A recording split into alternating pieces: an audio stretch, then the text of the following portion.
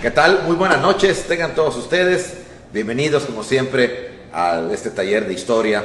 Estamos hablando del porfiriato, de don Porfirio Díaz como héroe y dictador, o héroe o dictador, dependiendo del prisma con el que se vea, o tal vez fueron las dos cosas. Pues bienvenidos.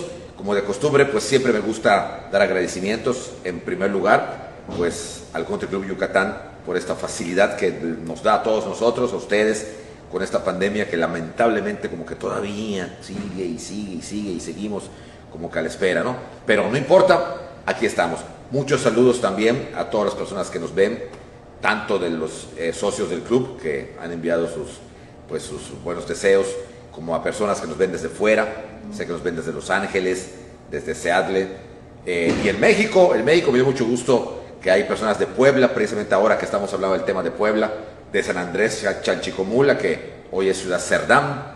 Me da mucho gusto. Mazatlán, también Mazatlán, Sinaloa, que nos escribe muchísimo. Muchas gracias a todos ustedes, y desde luego de Mérida, de Cancún, inclusive de Tizimín, de aquí del estado de Yucatán. Pues qué bueno que les interesa mucho la historia. Es importante porque creo que estamos en un momento clave para nuestro país, en donde tenemos que saber la verdad de la historia. Tenemos que estar muy pendientes de lo que está ocurriendo en nuestro país, porque es un momento histórico. Es un momento histórico en donde tenemos que saber realmente hacia dónde vamos o hacia dónde nos quieren llevar. Es básico, como decía Cicerón, y alguna vez se los he comentado, conocer la historia. Cicerón decía, el gran abogado romano, que la historia es la maestra de la vida y vida de los tiempos. Y aquel que no conoce su propia historia está condenado a repetir sus errores y por ende sus fracasos. Entonces ahí hay que conocer mucho por todo esto que está pasando, sobre todo este año 2021, que es un año de aniversarios, como hemos comentado alguna vez, 500 años de lo que es la conquista de México, aunque yo prefiero llamarle el encuentro final entre dos grandes culturas, y el bicentenario de la independencia de México, ¿okay? Para llegar a la verdad y no caer en propagandas que son a veces hasta absurdas y falseadas. Bien, pues vamos a proseguir con la historia. Hoy nos toca ver precisamente la batalla del 5 de mayo de 1862. Ya comentamos los pormenores, ya comentamos lo que ocurrió en San Andrés Chalchicomula, la tragedia que se dio en el mes de marzo de 1862, y pues ahora ya estamos en mayo, ya los franceses están cerca de Puebla. Puebla era un punto muy, muy importante. Recuerden ustedes que los franceses llegaron tan rápido a Puebla porque se habían trasladado de Córdoba, donde se hicieron los tratados de Córdoba, hacia Tehuacán, y abusando de la hospitalidad de Benito Juárez, eso es muy importante, los franceses quisieron sorprender, porque no tenían las mismas intenciones, como ya hemos comentado, que tenían España y que tenían Inglaterra. ¿Okay? Ni España ni Inglaterra sabían que detrás de Lorenzés, de Dubois Saligny, ¿okay?, del almirante Jurien de la Gravière y todos esos personajes que estaban ahí, detrás había toda una intriga palaciega que se había dado en París, en donde el Partido Conservador, aparentemente derrotado, había logrado interesar, por no decir convencer, a las autoridades francesas, y en este caso a Napoleón, que tenía que ser un Bonaparte para que se interesara. Lo traía en la sangre. ¿Qué traía en la sangre? Pues evidentemente la conquista, el imperio y también bastante la deslealtad. ¿Okay? Entonces, todo esto, ¿okay?, no lo sabían. Y todo el tiempo, desde el convenio de Londres que se había hecho hasta este momento que estaba a punto de llegar a Puebla, los franceses actuaron con un objetivo: el derrocamiento del gobierno de Juárez. ¿Cuándo fue cuando se les cayó el teatrito? Cuando Juárez decide pactar con ellos en el Tratado de la Soledad, porque la idea era que Juárez no pactara, y entonces, convenciendo a España y a Inglaterra, invadirían México. Pero como sí pactó, quedaron desarmados en apariencia. Entonces solo les quedaba a la mala, invitando a España e Inglaterra, que no aceptaron, pero ellos tenían un objetivo, y a la mala ya eran invasores. Y por eso es que ya en Tehuacán, cuando se desenmascararon, pues estaban a un paso de Puebla, y por ende a un paso de la Ciudad de México. Y es entonces cuando pasa todo lo que les hemos contado. Esto era aclararlo para que no nos perdamos de vista, ¿okay?, que las intenciones de Napoleón era una especie de crear en México una especie de virreinato, que luego le vamos a llamar imperio, pero que si nos ponemos a estudiarlo bien, veremos que fue un virreinato. Maximiliano, más que un emperador, porque no tenía la autonomía total, dependía de Francia, dependía de Napoleón, era una especie de virrey. Bueno, pero eso viene después. Bien, entonces, ya estando a unos días de lo que iba a ser la batalla del 5 de mayo, pues Zaragoza empieza, pues se va, su cuartel general va a ser el Cerro de Guadalupe. Ahí va a ser el cuartel general. La idea era que no pasaran de los fuertes de Loreto y Guadalupe. La idea era detenerlos. Zaragoza pretendía defender Puebla. Y para él, defender era eso, defenderlo. No concebía un ataque. Es decir, salir a campo abierto a combatirlos. Zaragoza pecó quizá de prudente, aunque le va a salir bien, porque sabía que los franceses eran mejores militares. Hasta ese momento era considerado el mejor ejército del mundo, los primeros soldados del mundo, así se les decía, y ellos mismos así se decían. Habían combatido en lugares lejanísimos como Indochina y en otros lados de Europa, y habían ganado, habían vencido. Por lo tanto, la imagen que esos 6,000 soldados franceses representaban, más sus aliados mexicanos, especialmente Leonardo Márquez en primer lugar, y después Tomás Mejía, que con sus pequeños guerrilleros que habían salvado de la debacle de Calpulalpan, se estaban uniendo al ejército, ¿ok? Porque Almonte se había declarado presidente de México. Claro que eso era una tontería, pero los franceses lo reconocían a él como tal y no a Juárez. Había una trama así medio macabra que se estaba dando. Bueno, entonces la idea era la defensa, resistir para que los franceses, ante tal resistencia, perdieran dinero, tiempo, esfuerzo, soldados, hombres y todo, y se retirasen. Pero hay que tomar en cuenta que si bien Zaragoza era el general en jefe, reunía a su alrededor a grandes generales, que van a ser en gran parte sus pininos en esa batalla, pero que tenían un poquito más de sentido común que el tejano, que era principalmente el salir a atacar, no esperar a que lleguen los fuertes, encontrarlos afuera, a campo abierto. Para ellos lo clásico, la mejor defensa era el ataque. ¿Y quiénes eran estos personajes que pretendían eso? La mayoría de los subalternos, todos generales. Porfirio Díaz, que es nuestro personaje principal, Felipe Berriozábal, Mariano Escobedo, Miguel Negrete, que se había pasado al bando liberal al ver la injusticia que estaba dando y que ya en este momento estaba visible que el apoyar a los franceses implicaba una traición, sobre todo a partir de la ley del 25 de enero de 1862, que Juárez había dado, la ley mortuoria, donde declaraba traidores a todos los mexicanos que apoyaran con las armas y con cualquier cosa a los franceses. O sea, hubo quienes se pasaron al bando liberal, otros conservadores de muy buena fe simplemente se salieron y se mantuvieron al margen, ¿okay?, como el padre Miranda. Otros no, otros siguieron adelante, avanzados, porque no lo veían como una traición. ¿Y por qué no lo veían? Por ejemplo, ¿qué será?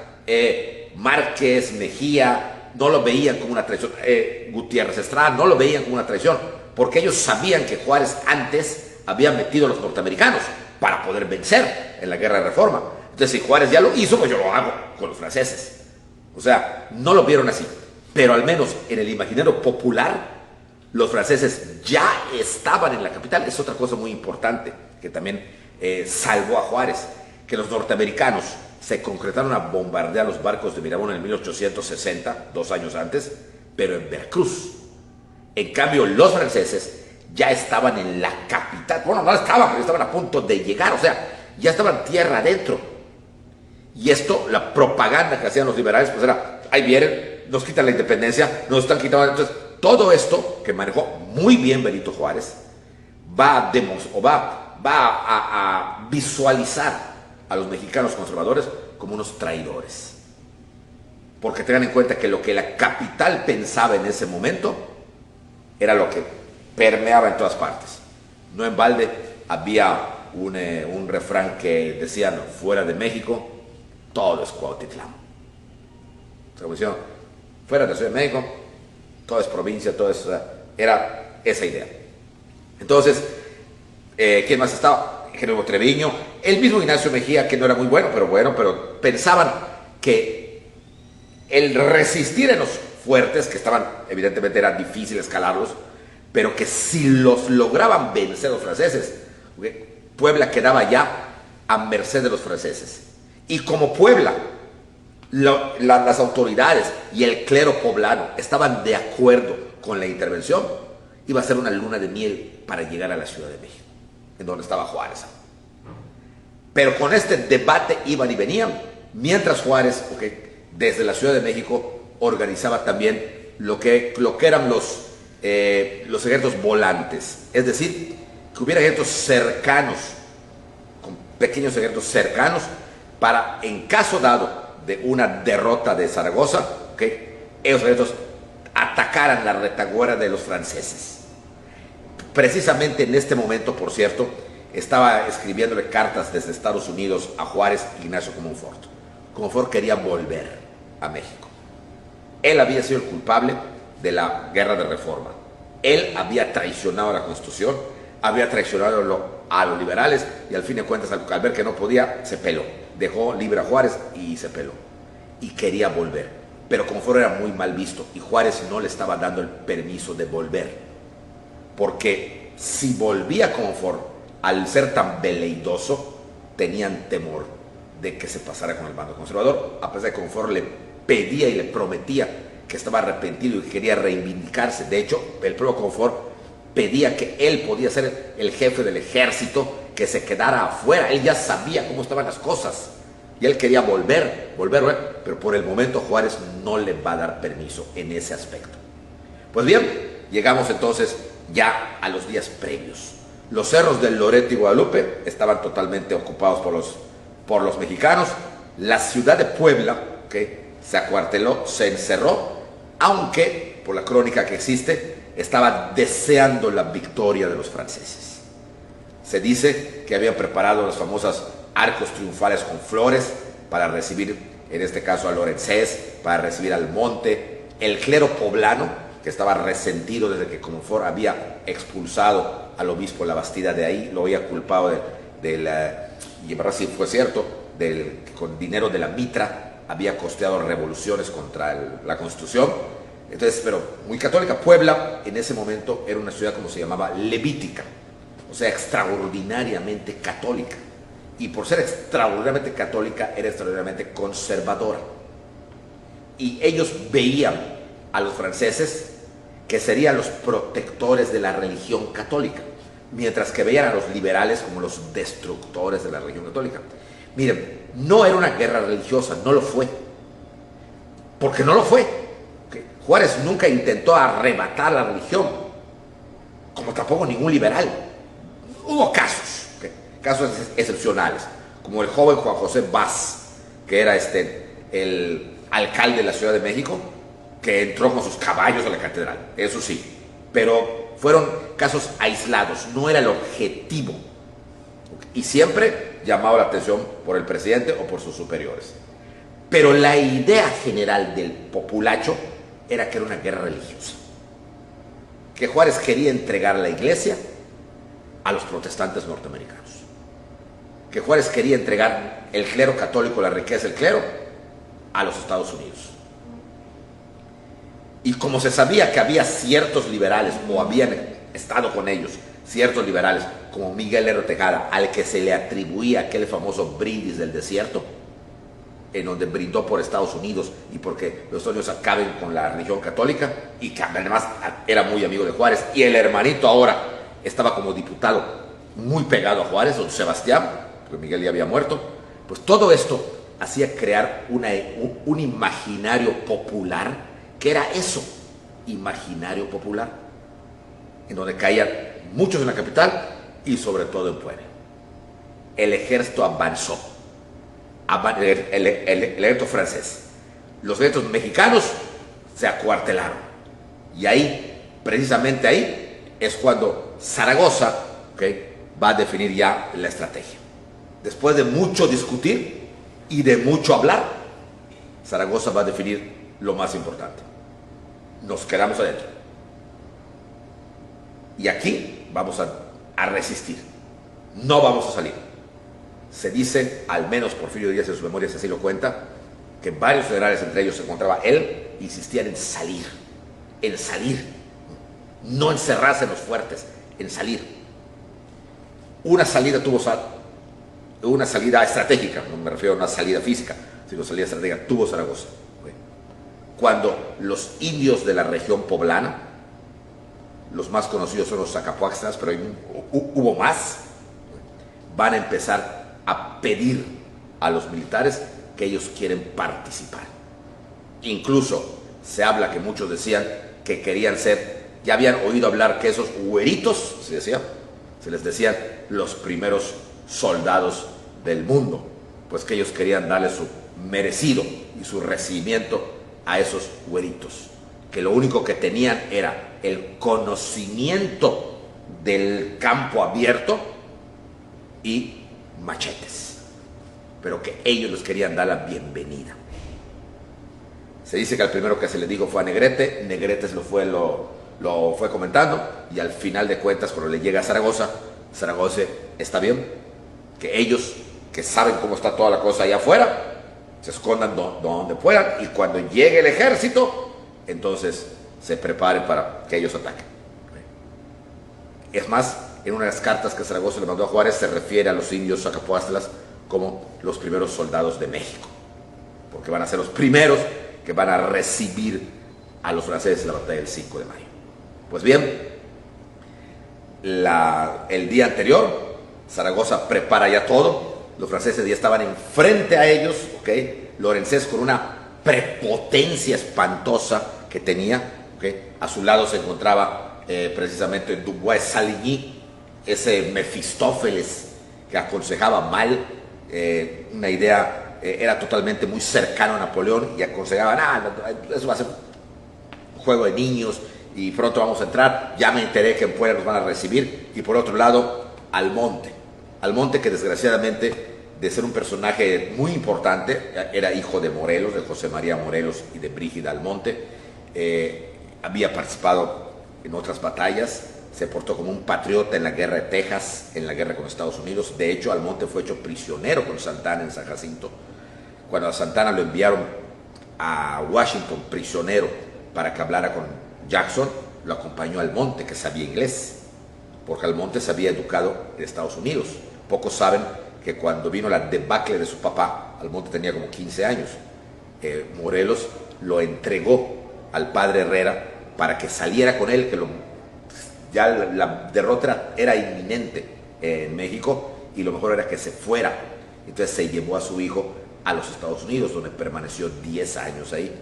Ya después, en la época de la Primera República Mexicana, en la época de Victoria, Almonte regresa ya con bastante cultura, para buscar los restos de su padre, que estaban enterrados en la capilla de San Cristóbal de Ecatepec, para luego inhumarlos y darles cristiana sepultura en algún lado, que nunca dijo, porque los restos de Morelos nunca se supo dónde los puso Almonte.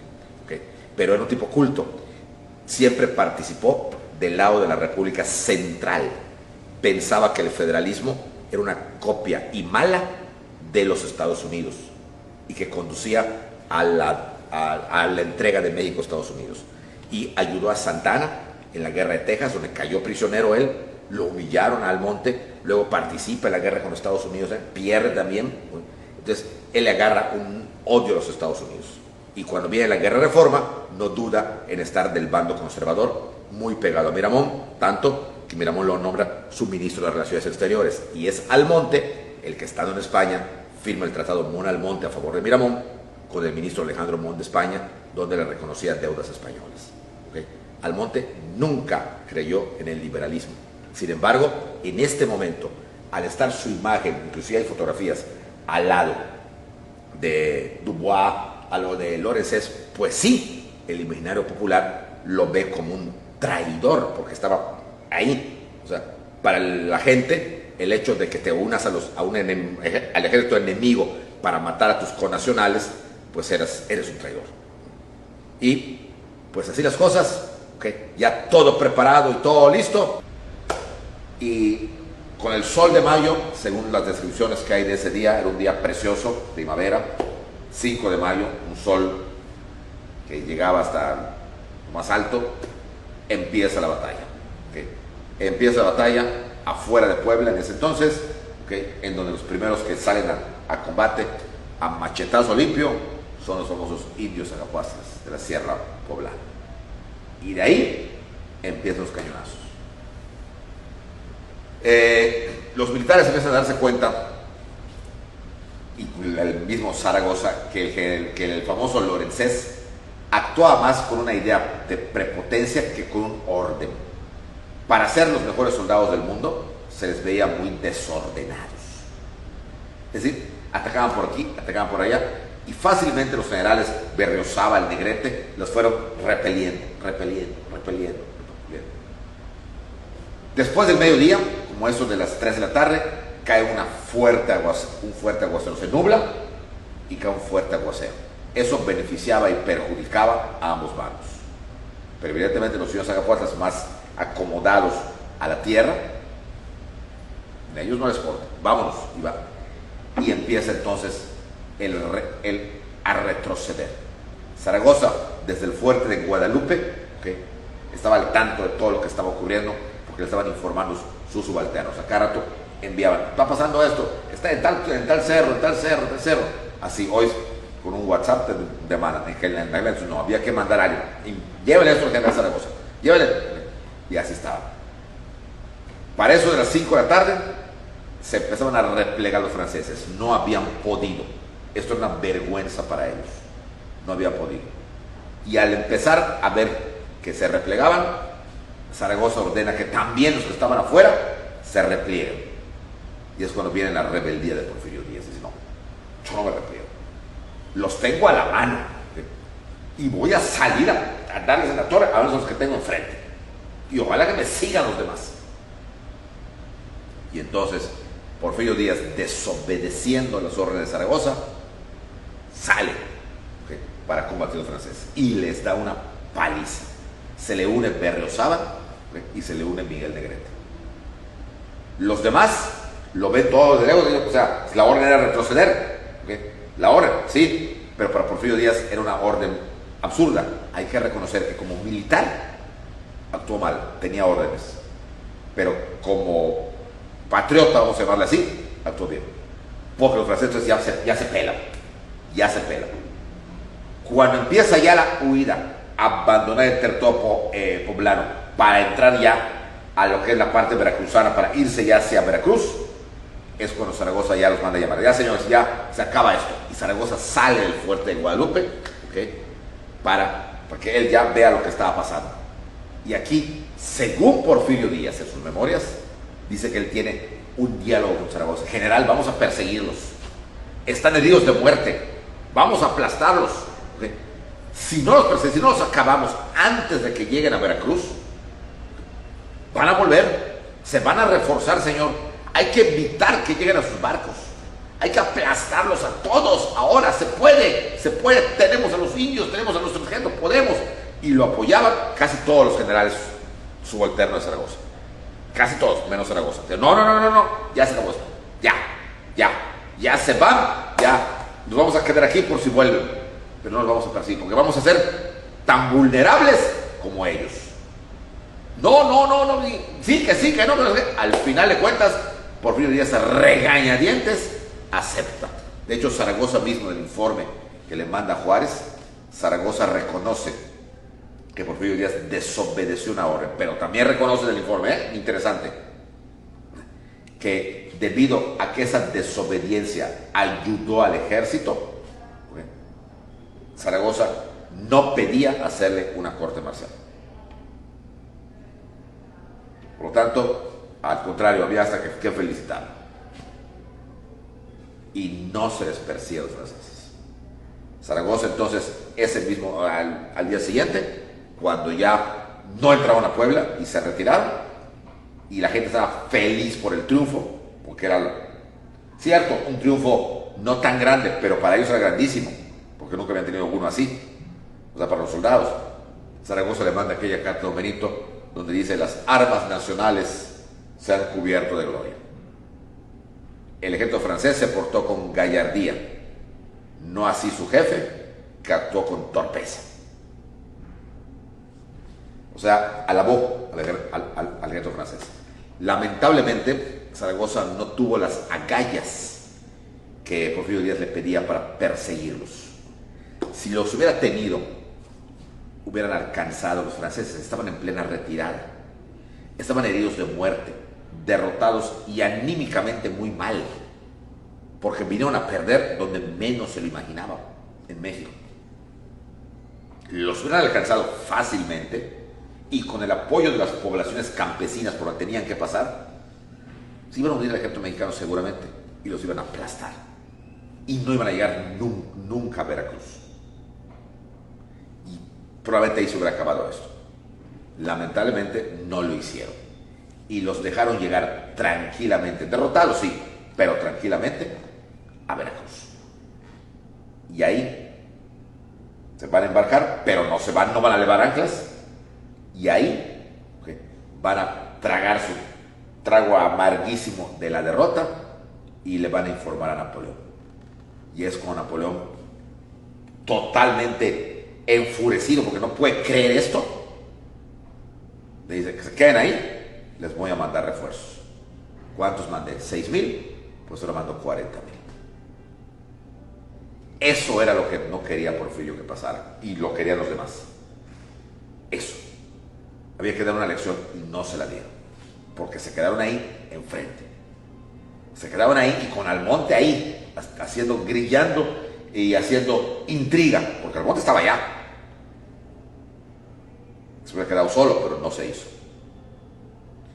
Esta victoria fue cuando Juárez va a condecorar y va a elevar a rango a todos. Es cuando llega a Porfirio al rango de general de división. ¿Okay? Y cuando lo cita a México para felicitarlos, Benito Juárez, porque el ejército se va a quedar en Puebla. ¿Por qué? Precisamente por ese temor que tenían de que pudiera volver, porque no los acabaron, pero fueron a México. Y en México, Juárez le va a regalar a Porfirio Díaz, además del grado de general de división, una espada, ¿okay? Como a todos, que decía 5 de mayo de 1862. La famosa espada que Benito Juárez le regaló a Porfirio Díaz y que todo el tiempo tuvo Porfirio Díaz. Como la tenía como recuerdo de Benito Juárez. Bien, sin embargo, la orden del general en jefe de Zaragoza, que a su vez era el secretario de guerra en ese momento, era que todos se concentren en Puebla otra vez. Desde Puebla había que vigilar los movimientos de los franceses, que no se habían ido. Se habían replegado a Veracruz y habían abordado la mayoría de ellos los barcos, pero no se habían ido. Estaban ahí, había que observarlos. Y esto ocurre en finales de mayo, junio, julio, agosto y en septiembre. En agosto va a haber otro acontecimiento importante que Porfirio Díaz se va a dar cuenta. Se empieza a enfermar Zaragoza. Dominado Zaragoza no va a gozar mucho la batalla de Puebla. Es decir, la batalla fue el 5 de mayo y Zaragoza va a morir el 8 de septiembre de ese mismo año. ¿Y de qué murió Zaragoza? Oficialmente murió de tifoidea. Sin embargo, en la relación que hace de los últimos días de Zaragoza, murió Puebla, el general Vicente Ría Palacio, en su obra, nos narra hasta los delirios por lo que estaba pasando Zaragoza. Gritaba, se rumoró mucho de un envenenamiento. Se rumoró mucho de algo que le hizo perder la razón. Y se rumoró mucho de que fue envenenado o por los poblanos que estaban resentidos por la victoria que ellos, que no querían a los mexicanos, sino querían la de los franceses o por los mismos militares que estaban viendo, que estaban sentados todos esperando los movimientos de Veracruz a ver qué hacían los franceses? O sea, estaban, como por así decir, anclados en Puebla sin hacer nada. Cuando la mayoría de ellos, y lo podemos ver en las cartas de Porfirio Díaz que se encuentran en la Universidad Iberoamericana de la Ciudad de México, ¿okay? Podemos ver que esas cartas, ¿okay? Que Porfirio le mandaba a su novia, sobrina novia, que era Delfina, le decía eso: estamos aquí sin hacer nada, los generales estamos aburridos, ¿okay? Debemos entrar en acción. Los franceses están en Veracruz, están paseando con Pedro por su casa, hay que aplastarlos. Ya los cimarrones, no sé qué espera el presidente Juárez y el general Zaragoza para dar la orden definitiva. ¿Por qué estamos aquí? ¿Por qué estamos aquí lidiando además con los poblanos que no nos quieren? Porque no nos querían, Puebla siempre fue muy conservadora. Era una ciudad levítica, como se dice. Era una ciudad extraordinariamente conservadora y no quería para nada a los liberales. De hecho, el obispo Labastida estuvo antes en Puebla, y de ahí lo sacaron, lo desterró Juárez unos meses antes. Entonces, era muy conservadora. Una de las cartas que Zaragoza le mandó a Juárez después de la batalla del 5 de mayo dice esto así, ¿okay? Dice que está muy contento por los triunfos, las armas nacionales, todo lo que les he contado, ¿no? Pero hay una parte muy interesante que dice así: pero yo le sugeriría al señor presidente que mande quemar Puebla. Se creyó Nerón, Zaragoza, que mande quemar Puebla, porque los poblanos están muy tristes por nuestra victoria. Ellos esperaban ya con arcos triunfales y lluvia de flores la entrada victoriosa del ejército francés. Evidentemente Juárez no mandó quemar Puebla, tampoco era Nerón ni era un incendiario, pero aprovechando la muerte de Zaragoza el 8 de septiembre, elevó, o sea, decretó el cambio de nombre oficial de Puebla. Hasta ese momento, Puebla se llamaba Puebla de los Ángeles. A partir de septiembre del 62, Benito Juárez decretó que Puebla se llamara Puebla de Zaragoza. Y de hecho, las cartas que Juárez va a hacer en los siguientes años, ni siquiera cuando se refiere a Puebla, le va a llamar Zaragoza, le va a llamar Puebla, le va a llamar de la ciudad de Zaragoza. La ciudad de Zaragoza, refiriéndose a Puebla, para que la gente se acostumbrara. Al fin de cuentas, la mayoría de la gente no se acostumbró y todavía hay la tradición de llamarle Puebla de los Ángeles. También le llaman Puebla de Zaragoza, pero creo que está dividido y muchos todavía siguen llamando Puebla de los Ángeles. Pero no los quería. Entonces Porfirio decía: ¿qué estamos haciendo aquí? Y un montón de cartas, un montón de cartas, porque ya para esas alturas Porfirio ya era el novio, por así decir, de su sobrino. Y ella estaba feliz de la vida. Claro que estaban lejos. Ella estaba en Oaxaca, ¿okay? Y Porfirio estaba en México, en Puebla. Pues bien, muere Zaragoza en 1862 y era secretario de guerra. Se le hacen las honras fúnebres, todo lo demás, se le lleva el cadáver a México, todos desfilan ante su cadáver, y es enterrado en el Panteón de San Fernando. Posteriormente es exhumado de ahí, años después, y es enterrado donde hoy está, ¿okay? La urna con los restos de Zaragoza está en el monumento a Zaragoza, cerca de los cerros de Loreto y Guadalupe. ¿Okay? Hay una avenida allá que se hizo muy bonita para conmemorar el 75 años de la batalla de Puebla en el 2012, si no me equivoco. No, 150, ¿no? 150. Bueno, pues bien, faltaba ahora quien se quedaba. Los franceses no se habían ido, estaban ahí. O sea, no había tranquilidad, estaban ahí, estaban en México, anclados en México, estaban ahí. Había que nombrar a otro secretario de guerra. Y lo que se sabe, lo que sabemos, lo que hablan sus biógrafos de Porfirio Díaz, es que los militares, pues todos que estaban ahí, la crema innata de la milicia mexicana estaba en Puebla, acampada. O sea, después del entierro volvieron, tenían que estar ahí, porque desde ahí había que cuidar ese frente.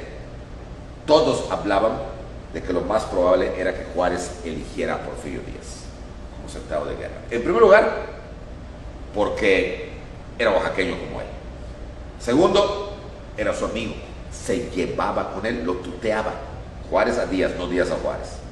Tercero, Porfirio se había distinguido más que los demás en la batalla del 5 de mayo reciente. Y cuarto, todos los militares argumentaban que Porfirio tenía don de mando y era muy buen organizador. Por lo tanto, todo parecía indicar que Juárez lo nombraría a él. Pero, oh, sorpresa, cuando viene el nombramiento, no es a Porfirio el que nombra como secretario de guerra, es al general Ignacio Mejía, que salvo en escaramuzas locales, no se había distinguido en nada. O sea, no se había distinguido, pero para nada. O sea, era uno más del montón. Oaxaqueño, sí, también era oaxaqueño, pero hasta ahí no había participado en grandes cosas, y si participaba era totalmente muy a la sombra de otro. Prueba de ello es que entre los militares que combatieron la batalla del 5 de mayo, el nombre de Ignacio Mejía está, pero así, muy lejano. Los que se conocen porque se distinguieron fueron pues Zaragoza, pues el jefe, Porfirio Díaz, Negrete, Berriozábal, Treviño, Escobedo, o sea, pero no Mejía. Entonces, como que no quedaba así. Y dos, había que nombrar en jefe al nuevo comandante del Ejército de Oriente, que en el caso de Zaragoza fungía como comandante del Ejército de Oriente y como secretario de guerra. Pero en este caso, don Benito hizo un segundo nombramiento. Uno sería el secretario de guerra, que estaría junto a él, y ahí vieron que les expliqué la semana pasada, le tenía temor al militarismo, le tenía temor al uniforme, y mejor tenerlo cerca, junto a él, controlado, a un general mediocre como lo era Mejía, Ignacio Mejía, no Tomás, Ignacio Mejía, que mandarlo a Puebla, y prefieren nombrar a otro. Y las jugadas, don Benito era un genial estratega político, eso nadie lo podrá negar nunca. Era un tipo inteligentísimo. No sé si les gusta, no podré saber si les gustaba o no el ajedrez, parece que sí, aunque no era así quizá un gran jugador, pero seguramente que lo era, porque manejaba las piezas como si fuera tablero de ajedrez, y las manejaba muy bien. ¿Por qué? En 1861, o sea, un año antes de eso que estoy contando, año y medio, estamos hablando ya de octubre, noviembre del 62, Benito Juárez fue electo presidente por forfeit, porque murió Miguel Lerdo. ¿Se acuerdan cuando conté eso? Murió Miguel Lerdo de Tejada, que era el candidato natural, y quedó Juárez como presidente. Pero en esa época, la Constitución del 57 hablaba de un vicepresidente, y el vicepresidente era el que era a su vez el presidente de la Suprema Corte de Justicia. O sea, el presidente de la Corte de Justicia era presidente de la Corte, pero tenía funciones de vicepresidente cuando esto fuera necesario. Y en ese momento, en las elecciones de 1861, Juárez ganaba por forfeit, por así decir, la presidencia del Poder Ejecutivo, pero el licenciado Jesús González Ortega ganaba la presidencia de la Suprema Corte de Justicia. Por lo tanto, le daba la categoría de vicepresidente. ¿Qué significa esto? Que González Ortega en 1861 ganó porque era el hombre del momento. Era el que, siendo un abogado, como casi todos ellos, agarraron sus pistolas, agarraron sus sombreros, aquí vamos a combatir por la causa, soy liberal, y le dio en suerte toparse en Calpulalpan con un Miramón que venía derrotado después del hundimiento de sus barcos en Veracruz. Y entonces se enfrenta a un González Ortega que venía reforzado Y Gonzalo Ortega, que acaba de ganar la famosa batalla de Canatlaco, ahora lo vencía a Miramón, que no era vencer a cualquiera, era a Miramón, que en ese momento fungía como presidente de México por parte del Partido Conservador. Entonces, Miramón fue derrotado por González Ortega y González Ortega se vuelve un ídolo. Y tenía el carisma que don Benito nunca tuvo. Don Benito hoy es muy conocido, pero no tuvo carisma, no era un tipo carismático. Entonces González Ortega estaba junto a él. Y ya Juárez, para 1862, ya había probado lo que era que 51 personas le pedían la renuncia. Juárez no se sentía todavía seguro. Entonces, aprovechando que jalaba junto a él Ignacio Mejía, que era incondicional a él, alejaba al que no quería, que era González Ortega. Es decir, lo nombraba, si había ganado a Miramón, ¿okay?, tenía ese currículum, por así decir, lo nombraba general en jefe del ejército de Oriente y lo manda a Puebla, cosa que también no es que haya disgustado, pero fue incomprensible estas movidas para los militares generales ya que estaban en Puebla. O sea, si ellos ya habían estado ahí y habían combatido, pues lo lógico era que ya no teníamos a Porfirio, a cualquiera que le hubiera tocado, pero no, viene Jesús González Ortega. Entonces Jesús González Ortega se traslada a Puebla y ahí pues hace migas con se conocían, porque a fin de cuentas de alguna manera habían combatido juntos, se conocían, y González Ortega, repito, tenía cierto carisma. Además era un tipo que no vestía el clásico estilo militar, tenía un traje así con su sombrero, un traje así tipo tipo como se traje así como usan los tamaulipecos, así, no bigote totalmente diferente, así muy hecho, su pelo un poquito largo, tipo Melchor Ocampo, joven, el tipo era joven, zacatecano, muy buena gente, y se ganó a todos, ¿okay?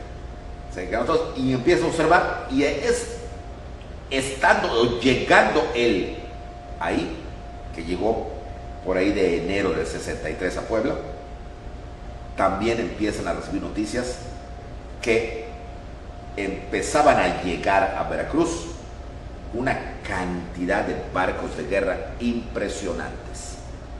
Y los espías que habían mandado a Veracruz les informaban de que eran refuerzos militares que Napoleón III había enviado.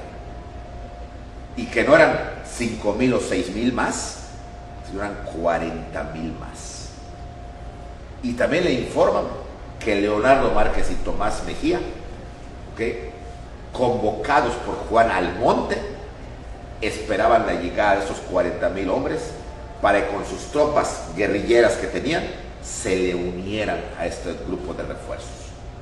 Además, ya no venía el conde de Lorenzés, que había sido destituido por impericia por Napoleón, y ahora venía un nuevo personaje que había participado en las guerras y dominado y conquistado Indochina para Napoleón, el general Federico Elías Forey, un hombre como de 60 años o más, que traía un currículum, no era prepotente para nada, pero sí diferente a lo que es.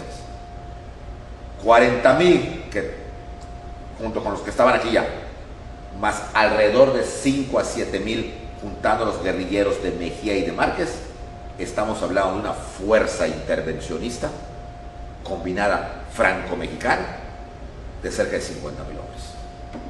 Esto ya era para pensarlo y para poner los pelos de punta a cualquiera. Desde luego que no venían aquí a pasar un todo incluido en Veracruz. Era obvio que venían a hacer lo que Lorenzés no hizo: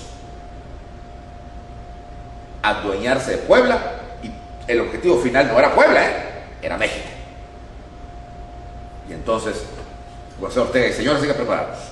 Hay que prepararnos porque la cosa se pone fea. La cosa se pone fea, así que hay que prepararnos y vamos a hacer trincheras y vamos a preparar todo para recibir aquí a los franceses. Entonces, tenemos más tiempo que el que tuvo el general Zaragoza, que en paz descanse. Y entonces empecé a hacer trincheras contra la voluntad de los poblanos, estaban furiosos, porque estaban rompiendo sus calles y los edificios, se poseyeron de varias iglesias que se vio como fuertes. Ahora adentro de la ciudad, había que prepararlo todo adentro, porque eran demasiados, 40,000 los iban a sostener, a repeler en los fuertes de Loreto y Guadalupe, ya tenía que ser la ciudad. Y empiezan a trabajar, empiezan a cavar, todo preparado, poca ayuda de los poblanos que obviamente querían que llegaran los franceses, pues, y así llega el mes de marzo de 1862. Juárez, 63, perdón. Juárez inclusive visita Puebla para ver cómo iban los avances, ¿okay? Y da hasta instrucciones. ¿Okay? Esto también molestó mucho a José Ortega porque Juárez estaba dando instrucciones cuando Juárez no era militar, no había participado en ninguna batalla. Sin embargo, las daban por aquí, por aquí, por aquí, por el otro lado. Inclusive mandó a Comonfort, que ya había regresado, para que los ayudara, y nadie quería Comonfort. Sin embargo, Juárez lo metió ahí. En fin, todos se preparan, y en marzo de 1863, Juárez ya estaba vuelto y había regresado a la Ciudad de México, las tropas, que ahora sí eran un mundo de gente, francesas, combinadas con lo que el señor Sayas Enríquez le llama en su obra Juárez, su vida y su obra, le llama el ejército franco-traidor, pero para no hacer calificativos, franco-mexicano, parapetados frente a Puebla. Sin embargo, José Ortega había logrado reunir un efectivo de cerca de 17,000 hombres, muchos más de los que tuvo Zaragoza, sobre todo indios de la región y otros soldados, y distribuido muy bien por zonas a los generales. Porfirio Díaz estaba tocando la zona norte, todos bien distribuidos. Forey, que mandó también a su avanzada, le van informando que no estaba, eran 40,000 sí, pero que no estaba fácil, estaban bien parapetados, y por lo tanto iba a haber, para entrar a Puebla iba a costar un baño de sal, porque no se iban a dejar. Y aquí había algo que va a influir en Forey: los poblanos estaban con los franceses. Por lo tanto, no convenía un baño de sangre de gente inocente en Puebla. Entonces Forey toma una decisión que no se imaginó José Ortega. Teniendo el número suficiente de efectivos, Forey decide sitiar la ciudad de Puebla, lo que se conoce como el sitio de Puebla de marzo a mayo de 1863. Eso no estaba contemplado. Sitiar Puebla, o sea, pues iban a encerrar como una ratonera. Y lo peor es que encerrados tenían adentro al enemigo. El gato estaba con ellos, porque el gato eran los poblanos. Pero Forey, demostrando, es decir, experiencia y habilidad, rápidamente va cerrando el círculo, ¿okay?, para que ya nadie pueda salir. Inclusive Comonfort, que había ido para comprar alimentación, porque iba a ser como el volante para los alimentos, quedó afuera. O sea, que nada sirvió que lo metan allá. Y empieza un sitio conocido como el sitio de Puebla. Si ustedes van al Congreso de la Unión, verán que en la sala de sesiones están los nombres de los personajes más famosos de México, ¿okay?, y hay una parte que dice: a los sitiados en Puebla en 1863. Se refiere a José Ortega, a Porfirio Díaz, a Negrete, a todos los mismos. Nada más que ahora se les iba a revertir la batalla del 5 de mayo, porque ahora van a perder. O sea, van a resistir, y eso es el heroísmo, contra viento y marea. José Ortega va a resistir contra viento y marea, porque los franceses les van a bombardear gruesamente, les van a cortar la entrada de agua y alimentos, y además los poblanos también los van a hostilizar. envenenando caballos, o sea, haciendo lo que podían hacer. Y el 17 de mayo de 1863, José Ortega decide izar la bandera blanca en una de las torres de la Catedral de Puebla, la bellísima Catedral de Puebla, ¿okay? Y rendirse. La noche anterior destruye, para muchos fue un error, porque luego no van a tener nada para actuar, para otros fue patriotismo, porque destruye todo el parque, cañones para que los franceses no se los lleven como botín de guerra. La historia oficial lo aplaude como algo patriótico. Sin embargo, los analistas piensan que fue un error, porque evidentemente ya se quedaron sin armas. O sea, ¿con qué iban a luchar luego? Se estaban destruyendo todo. ¿Cierto? No se iban a franceses, pero tampoco ellos. En fin, cada visión es una cosa. Y el 17 de mayo, ¿okay?, se rinde González Ortega, ¿okay?, con todos los capitanes a bordo, generales, y entre ellos Porfirio Díaz. ¿Okay? Caen todos prisioneros, y entre ellos Porfirio Díaz. Pero esto lo veremos la siguiente semana. Muy bien, pues muchas gracias a todos ustedes por su atención, ¿okay? Y seguimos la próxima semana ya con la escapatoria de Porfirio Díaz. Gracias y muy buenas noches.